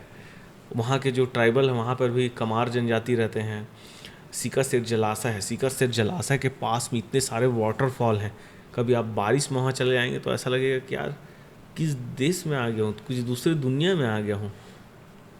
और वहाँ के भी ट्राइबल्स का जो लाइफ स्टाइल है वो तो भाई कितना उम्दा है। अभी भी लोग जो हैं जंगल के बीच में रहते हैं, सिर्फ मछली पर ही निर्भर हैं, चावल और मछली खा रहे हैं। बहुत अच्छा है गरियाबंद, बहुत खूबसूरत। मैं भी अभी तक केवल भूतेश्वर नाथ और सिटी और चिगरा पगार ही गया हूँ। वहाँ पे वाटरफॉल कम से कम 30 वाटरफॉल होगा। देवधारा नहीं गए आप? नहीं। उसको वहाँ का चित्रकूट बोलते हैं। देवधारा वाटरफॉल है, बोतल धारा है। हाँ। ठीक है, वाटरफॉल तो बहुत है भाई वहाँ पे। आप मेरे गरियाबंद के प्लेलिस्ट में जाकर देखिए, बहुत सारे वाटरफॉल हैं। जाएंगे जाएंगे, बिल्कुल टाइम निकालेंगे। और जैसे अब बात करें कोरबा की, तो कोरबा का टूरिज्म को बढ़ने नहीं दिया जाता है। बहुत सारी जगह हैं जहाँ पे बढ़ने सच में नहीं दिया जाता है। क्यों नहीं दिया जाता है? इंडस्ट्री एरिया है, कोयले का खदान है, एनटीपीसी है। अगर वहाँ का टूरिज्म अगर बढ़ता है तो लोग तो कंप्लेन कर रहे हैं, आज भी कंप्लेन कर रहे हैं। रायगढ़ को इतना डस्ट सिटी मानते हैं, कोयले को डस्ट सिटी मानते हैं। क्यों मानते हैं? क्योंकि वहाँ पर इतना सारा माइनिंग हो रहा है, कोई देखने वाला नहीं है, कहने वाला नहीं है। इतने बड़े बड़े प्लांट लगे हैं, एनटीपीसी है, उनको तो टूरिज्म का हब बना देना चाहिए। रोड नहीं बना है वहाँ पर, लोग जाते हैं तो रोते हैं, पूरा धूल ही धूल रहता है। इतने बड़े बड़े जब कंपनी आ रहे हैं तो वहाँ के लोगों की समस्या को हल करना चाहिए। इतने सारे टूरिस्ट प्लेसेस उसको डेवलप करना चाहिए, हाईटेक बनाना चाहिए। पर वो रोड को भी खराब कर रहा है। लोग, आधे से ज़्यादा लोग, मुझको लगता है कि वहाँ दमा का बीमारी है, सांस का बीमारी है, आने वाले टाइम पे आँख का बीमारी भी होगा, हेयर फॉल हो रहा है। क्यों हो रहा है? इतना धूल है, इतना डस्ट है। मैं गाड़ी लेकर गया था अपना कार, और कार को बाहर रख दिया था, धूल का एक परत जम गया था। मैं बिलासपुर से दीपका गया, गाड़ी ऐसे ऐसे ऐसे। भाई क्या है भाई? कोई जब उसी रोड पे ट्रक जा रहा है, उसी रोड पे गाड़ियाँ जा रही है। अगर कोई टूरिस्ट बाहर से आ रहा है और वो कोरबा चले गया तो परेशान हो जाएगा कि किस देश में आ गया हूँ भाई, आना ही नहीं चाहिए ऐसे करके। बट वो चीजें, इतनी बड़ी कंपनी के बाद भी मतलब वहाँ एक भी हॉस्पिटल नहीं है। हाँ, लोग प्राइवेट हॉस्पिटल पे डिपेंडेंट हैं। मतलब गवर्नमेंट जो है ये चीजें पहले से बनाया रहता है कि अगर कोई बड़ी कंपनी आ रहा है, कोई बड़ा खदान CSR के तहत इतना CSR फंड है, बहुत सारी चीजें हैं, तो वो टर्म्स देते हैं कि हम आपके सिटी को डेवलप करेंगे। ठीक है, जो धूल बढ़ रहा है उसको कम करने के लिए कुछ करेंगे। पर मेरे ख्याल से सिर्फ पेपर में ही होता है, रियलिटी में कुछ नहीं है, और लोग बहुत परेशान हैं। और इतना खूबसूरत जगह है वहाँ का। मिनी माता बांगो डैम है, ठीक है, गोल्डन आइलैंड। हाँ, उसके जो पार्ट हैं वो इतने खूबसूरत हैं। जल विहार बुका, सतरेंगा बुका, सब अलग अलग पार्ट है, और तीनों अपने आप में बहुत खूबसूरत है। वैसे ही कोरबा में बहुत सारे वाटरफॉल है, बहुत खूबसूरत वाटरफॉल हैं। मेरे को सबसे अच्छा लगता है किंदाई वाटरफॉल, रानी झरना। ये 2 वाटरफॉल बहुत ज़्यादा अच्छा लगता है। और रानी झरना तो हम लोग बहुत पहले भी गए थे, जब अभी ये लैंडस्लाइड नहीं हुआ था उसके पहले भी गए थे वहाँ पर, तो उस टाइम पे भी बहुत अच्छा था। और उसके अंदर भी बहुत सारे वाटरफॉल है, मतलब वो वाटरफॉल तो है ही, उसके अलावा अंदर में और वाटरफॉल है, उसको कोई नहीं देखा है। और ड्रोन से भी मैंने कवर करने की कोशिश किया था, ड्रोन वहाँ तक नहीं पहुँचा था इसलिए दिखाई नहीं पाया, पर उसको पहाड़ चढ़ के हम लोग गए थे। उसके अलावा अंदर में तो बहुत सारे छोटे बहुत सारे वाटरफॉल है। नाकिया वाटरफॉल भी बहुत खूबसूरत वाटरफॉल है, वहाँ के भी ट्राइबल्स बहुत अच्छे हैं। एक डिटोरी पहाड़ है, जैसे कि यहाँ पर हम लोग गरियाबंद में शिवलिंग बोलते हैं ना सबसे बड़ा, वैसे ही डिटोरी पहाड़ को प्राकृतिक शिवलिंग बोलते हैं। मतलब इतना बड़ा पहाड़ है, और वो भी एक एडवेंचर है भाई। उसको ना जैसे किला रहता नहीं है, किले में एक छोटा सा सकरा रास्ता होके ऊपर जाता है, वैसे ही वहाँ पर सकरा सीढ़ी बना हुआ है और ऊपर जाता है। और जाए के देखेंगे तो पूरा के पूरा ये कहाँ से इसका रास्ता है? ये रास्ता पड़ता है जो दीपका जाता है ना, दीपका से आगे जाएंगे तो राइट साइड में ये GPM के लिए अंदर आता है रोड, तो बस्ती बगरा नाम का जगह है, वहीं पर जो है ये पड़ता है। ठीक है, कोरबा बहुत खूबसूरत जगह है, मगर उसको ना ये जो खदानें हैं, इन लोग पूरा ख़राब कर दिए हैं। हाँ, अब ये बढ़ने भी नहीं देंगे इसको। जैसे छत्तीसगढ़ का जो नॉर्थ पार्ट है, कोरिया, सरगुजा, यहाँ पे टूरिज्म का क्या स्कोप है? जैसे कि साउथ छत्तीसगढ़ खूबसूरत है, वैसे ही नॉर्दर्न छत्तीसगढ़ भी बहुत खूबसूरत है। चाहे वो कोरिया हो, जसपुर हो, सरगुजा हो, बहुत खूबसूरत है। और हर चीज़ जो है हर पॉइंट से बहुत ज़्यादा रीच है। जितना बस्तर है उतना ही वो भी है। वैसे ही जैसे गुरु घासीदास नेशनल पार्क है, वहाँ पर अभी पूरे इंडिया से लोग ट्रैकिंग करने के लिए आ रहे हैं। गुरु घासीदास में छत्तीसगढ़ जंगल ट्रैक होता है। उस ट्रैकिंग करने के लिए, उस जगह पर ट्रैकिंग करने के लिए पूरे इंडिया से लोग आ रहे हैं। इंडिया हाइक का 3 महीने में वो पूरा स्लॉट आता है। इंडिया हाइक का वो 3 महीने में लगभग पूरे के पूरा स्लॉट 1-2 महीना 1-1 साल पहले से बुक रहता है। जाता है। हाँ। तो वो ट्रैकिंग भी हम लोग अभी कराना स्टार्ट किए हैं उसमें। तो वो ट्रैक करने के लिए आ रहे हैं। उसका सबसे बेस्ट पार्ट है वहाँ का वाटर ट्रैकिंग। तो वहाँ पर वाटर ट्रैकिंग होता है, टो तक पानी आता है और टो तक लगभग 4 से 5 किलोमीटर तक पैदल जाना रहता है। और इतना खूबसूरत है, पूरा रॉ है। गुरु नेशनल पार्क के अंदर ट्रैकिंग करना मतलब क्या एक्सपीरियंस है। इतने सारे केव्स हैं, कई सारे केव्स में रॉक पेंटिंग है जो लगभग 10,000, 15,000, 20,000 साल पुराना है। सोचिए, मतलब उस समय वहाँ पे लोग रहे होंगे। रॉक पेंटिंग मिला है वहाँ पर, बहुत सारे रॉक पेंटिंग मिला है, बहुत सारे केव हैं, बहुत सारा केव है वहाँ पर। वैसे वहाँ के ट्राइबल भी बहुत अच्छे हैं। कोरिया जो है वाटरफॉल के लिए भी बहुत फेमस है। मतलब हमारे छत्तीसगढ़ में इतने सारे खूबसूरत वाटरफॉल हैं, अगर उसको पॉइंट कर दिया जाए तो भाई एक ही जिला में मतलब 1000 टाइप के टूरिज्म डेवलप किया जा सकता है। वहाँ जो अमृत धारा वाटरफॉल है, गौर घाट है, रामदहा वाटरफॉल है, इस सब जगह पर ट्रैकिंग होता है और सब जगह पे वाटर ट्रैकिंग होता है। मवई नदी है, हसदेव नदी है, सब जगह पर। और एक से एक केव है, एक से एक चीज़ें हैं जो अभी तक अनएक्सप्लोर है। अभी 2-3 साल में तो ये सब वाटरफॉल नहीं तो फेमस हुआ है, नहीं तो सिर्फ अमृत धारा वाटरफॉल को वहाँ पे जानते थे हम लोग, क्योंकि रोड के पास में काफ़ी पुराना। हाँ, वहाँ पे बहुत सारा है। साथ ही ये छत्तीसगढ़ राम वनगमन का जो पार्ट है वो भी यहीं पर है। तो जो सीतामढ़ी हर चौका है, सीतामढ़ी छतौड़ा है, सीतामढ़ी घगरा है, ओमकारेश्वर धाम है, जटाशंकर है, लगभग वहाँ पर 20 प्लेसेस जो है राम वनगमन के कोरिया में है। कोरिया में 20 प्लेसेस है और वो सारे प्लेस को दिखना चाहिए आप सभी को। एक से बढ़कर एक है भाई, पूरा हिस्टोरिकल प्लेस है। जटाशंकर अगर आप लोग नहीं देखे हैं तो जटाशंकर जाइए। एक बहुत बड़ा केव है।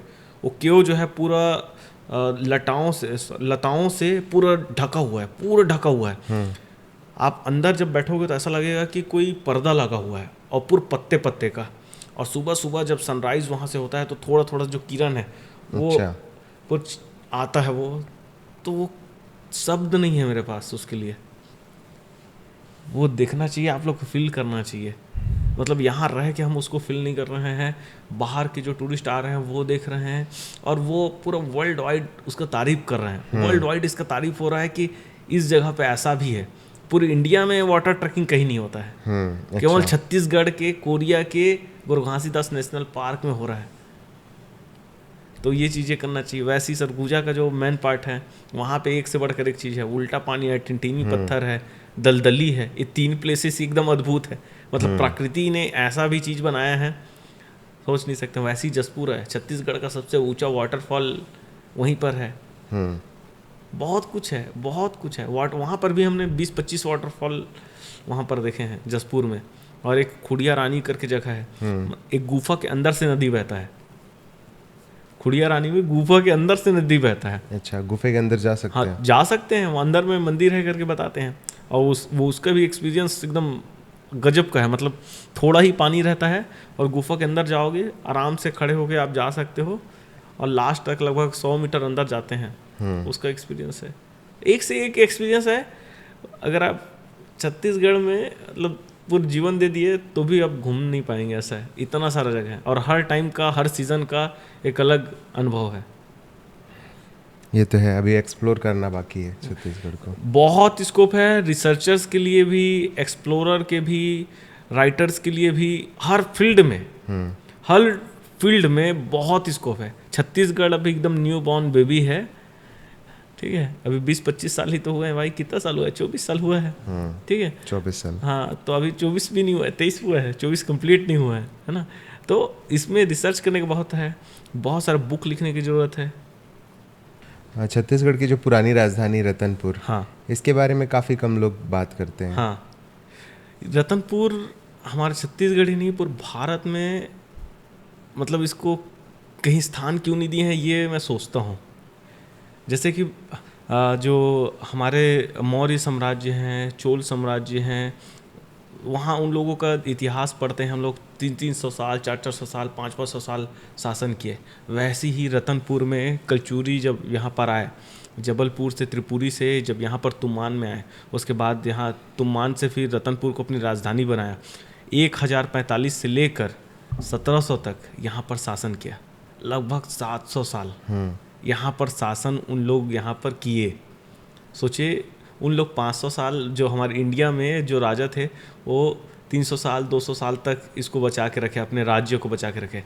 रतनपुर राज्य को 700 साल तक इन लोग रन किए, मतलब इसको बचा के रखे, इसमें शासन किए उन लोग, और एक से बढ़कर एक राजा हुए। आज जो हम छत्तीसगढ़ को देख रहे हैं, जितने भी हिस्टोरिकल टेम्पल देख रहे हैं, वो सब कलचुरियों का देन है। चाहे पाली का शिव मंदिर हो, रतनपुर का मंदिर हो, आप बस्तर में भी कई सारे जगह पर जाएंगे, नागवंशी, सोमवंशी लोगों का मंदिर है। और रतनपुर राज्य कितना बड़ा था ये मैं आपको बताना चाहता हूँ। रतनपुर को हम लोग आज बिलासपुर का एक छोटा सा हिस्सा है, रतनपुर को बस छोटा मानते हैं, पर उस टाइम रतनपुर अमरकंटक तक फैला था। रतनपुर राज्य कितना बड़ा था वो मैं बताता हूँ मनीष भाई, कि अमरकंटक है वो रतनपुर के अंदर आता था, पूरा सरगुजा संभाग है वो रतनपुर के अंदर आता था। उड़ीसा में जो संबलपुर है, संबलपुरी माता का मंदिर है, वो रतनपुर में आता था। नीचे का जो बस्तर एरिया है वहाँ पे कोटी नदी बहता है, जो इंद्रावती का सबसे बड़ा सहायक नदी है, वो रतनपुर राज्य के अंदर आता था। मतलब कितना बड़ा क्षेत्र था आप सोच सकते हैं रतनपुर। मोरध्वज का कहानी सुने होंगे आप, वो भी यहीं पर रतनपुर में हुआ था। आज वर्तमान समय में उसको अभी हम मानते हैं यहाँ आरंग को, पर वो एक टाइम जो है वो सब रतनपुर राज्य के अंदर आता था। इतना बड़े राज्य में कलचुरी शासक जो है शासन करते थे यहाँ पर, और 700 साल का इतिहास जो है कम्प्लीटली मतलब इधर उधर बिखरा पड़ा है, कोई नहीं बताता है। केवल हम अब सोचिए कि उस टाइम पे मंदिर बना था, ये इतिहास मिलता है, तो उसके बाकी ये जो 1000 के बाद जो है बाकी का कोई इतिहास नहीं मिलता है। एटलीस्ट यहाँ के टेक्स्ट बुक में एक पैराग्राफ तो डाल देना चाहिए, डालना ही चाहिए। और रतनपुर राज्य में कलचुरी ने बहुत सारे मंदिर बनवाए। हम तो कुछ ही मंदिर को जानते हैं जहाँ पर शिलालेख मिला है, उसके बारे में जानते हैं। वैसे ही बहुत प्रतापी यहाँ पर राजा हुए हैं, राजा रत्नदेव द्वितीय, जजल्यदेव द्वितीय, ठीक है, बहुत सारे। और उन लोगों के जो मंदिर हैं देखते हैं ना, ये जो विष्णु टेम्पल है, पाली का शिव टेम्पल है, ये रतनपुर का मंदिर है, नकटम मंदिर है, बहुत सारे मंदिर बनाए हैं। मतलब ऐसे मंदिर बनाए हैं जो मतलब इतिहास में अपना एक उचित स्थान मिलना था, वो स्थान यहाँ पे नहीं मिल पाया है।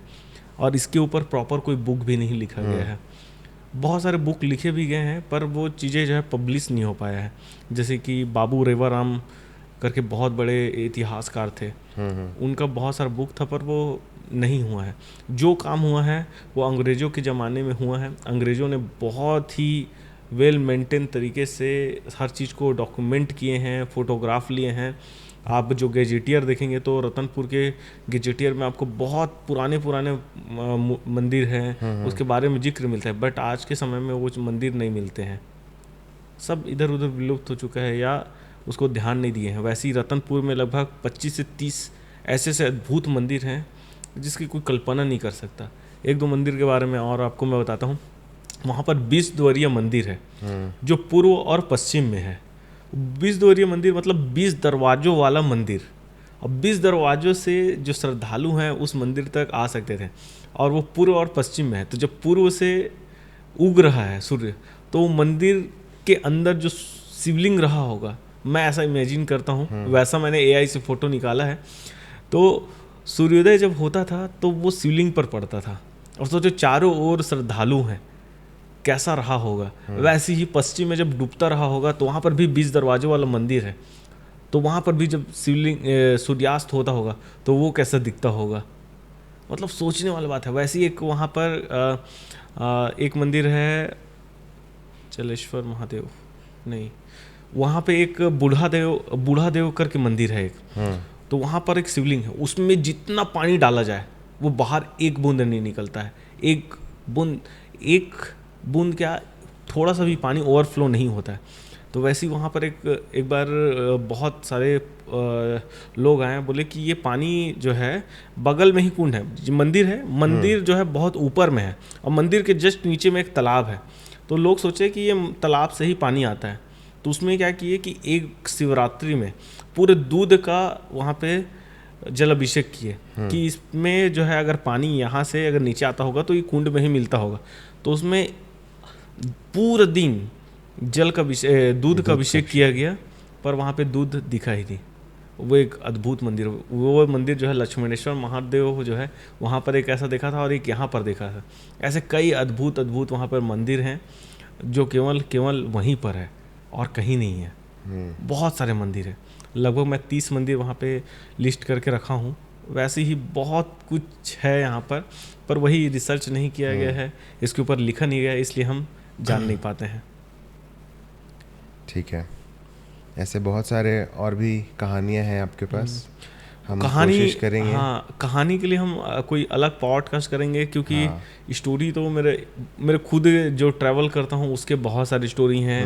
जो ट्राइबल कल्चर है उसके बारे में स्टोरी है। अभी तो हम लोग सिर्फ ऊपर ही बात किए हैं, मेरे को लग रहा है, तो कभी और बात करेंगे। आज का मेन मुद्दा यही था कि आपके बारे में थोड़ा सा जाना जाए जी। एक दूसरा भाग करेंगे हम, जिसमें केवल छत्तीसगढ़ के बारे में बात करेंगे, यहाँ के ट्राइबल के बारे में, हेरिटेज के बारे में, और जितने हिल्स हैं और वाटरफॉल के बारे में। उसको पूरा मतलब डिटेल बात करेंगे। अब जो नेक्स्ट बात करेंगे तो उसको पूरी डिटेल कर लेंगे। हाँ बिल्कुल। तो बहुत अच्छा लगा आप हमारे पॉडकास्ट में आए, छत्तीसगढ़ पॉडकास्ट में। Thank you so much. और हम आशा करते हैं कि हमारे छत्तीसगढ़ का भी जो नाम है वो सब जगह, जैसे टूरिज़्म पे आपने वर्क किया है, तो वो सारी चीज़ें पूरे इंडिया में और वर्ल्ड में फैले। Thank you. और आपको कैसा लगा छत्तीसगढ़ पॉडकास्ट में आके? मुझे बहुत अच्छा लगा मनीष भाई, और जो आप अभी काम कर रहे हैं ये भी बहुत अच्छा है। छत्तीसगढ़ को लेके जैसे मैं आपको बताया, कोई काम नहीं कर रहा है, तो ऐसे लोग अगर छत्तीसगढ़ के बारे में जान पा रहे हैं, बहुत कुछ है जानने के लिए। तो अभी जिस तरह से मैं देख रहा हूँ आपके पॉडकास्ट में, जो छोटे इन्फ्लुएंसर से लेके बड़े इन्फ्लुएंसर तक, जो आर्टिस्ट को आप जो इस पॉडकास्ट में बुला रहे हैं, तो लोगों को बहुत कुछ सीखने को मिल रहा है।